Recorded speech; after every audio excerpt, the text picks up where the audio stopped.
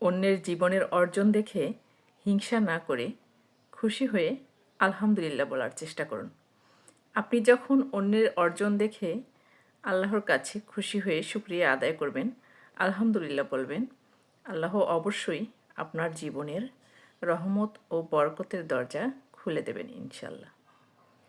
কেউ যদি সারা দিন আমার বদনাম করে, তাতে আমার আমিত্ব কখনোই মাটিতে মিশে যাবে না। আবার কেউ যদি সারা দিন আমার প্রশংসা করে, তাতেও আমি আকাশের চাঁদ হাতও পাব না। আমি যা, আমি তাই। আমি যা লালন করি অন্তরে, তাই আজ হোক কাল হোক কোনো না কোনোভাবে প্রকাশ পাবেই। সুতরাং কাউরে প্রশংসায় অতিরিক্ত আহ্লাদিত হওয়ারও কিছু নেই, আবার কাউরে বদনামে নিজেকে ছোট করারও কিছু নেই। তারপরও শুনিয়ে শুনিয়ে অনেকেই অনেক কিছু বলতে চাইবে, সেটা শুনেও না শোনার ভান করাই আমি মনে করি উত্তম কাজ।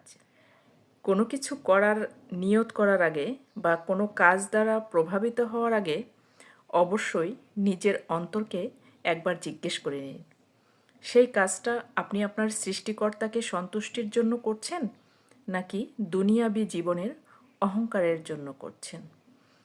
যদি হয় এমন যে আপনি ফলাফলটা আগেই ধরে রেখেছেন, সেটা কখনোই ঠিক না। নিয়তটা আপনার হাতে, ফলাফল অবশ্যই সৃষ্টিকর্তার হাতে। ফলাফল কখনো কাউরে নিয়ন্ত্রণে থাকে না, বরং আপনি কাজটা কিভাবে করবেন, কতটা সূক্ষ্মভাবে করবেন, কি কি পন্থা অবলম্বন করবেন, সেইটা ভাবতে পারেন। কিন্তু আগে থেকেই যদি আপনি ফলাফল নির্ধারণ করে রাখেন, তাহলে অবশ্যই ফলাফল পেলে আপনি কষ্ট পাবেন, এটাই স্বাভাবিক। অভ্যন্তরীণভাবে যখন আপনি নিজেকে সত্য বলবেন, তখন দুনিয়ার কোনো জায়গাতেই আপনার নিজেকে ছোট মনে হবে না বা হেয় প্রতিপন্ন করবেন না। কারণ আপনি আপনার অন্তরের সাথে অবশ্যই নিজে থেকেই বুঝতে পারেন যে আপনি আপনার অন্তরের সাথে কী করছেন, নিজের সাথে কী করছেন। যখন আপনি নিজেকে সবসময় সত্য বলবেন, তখন সত্যটাই আপনার বাহিরেও প্রকাশ পাবে। আর যখন আপনি নিজেকে ঠকাতে থাকবেন, নিজেকে মিথ্যা বলবেন, বাহিরেও আপনি অবশ্যই মিথ্যা বলবেন।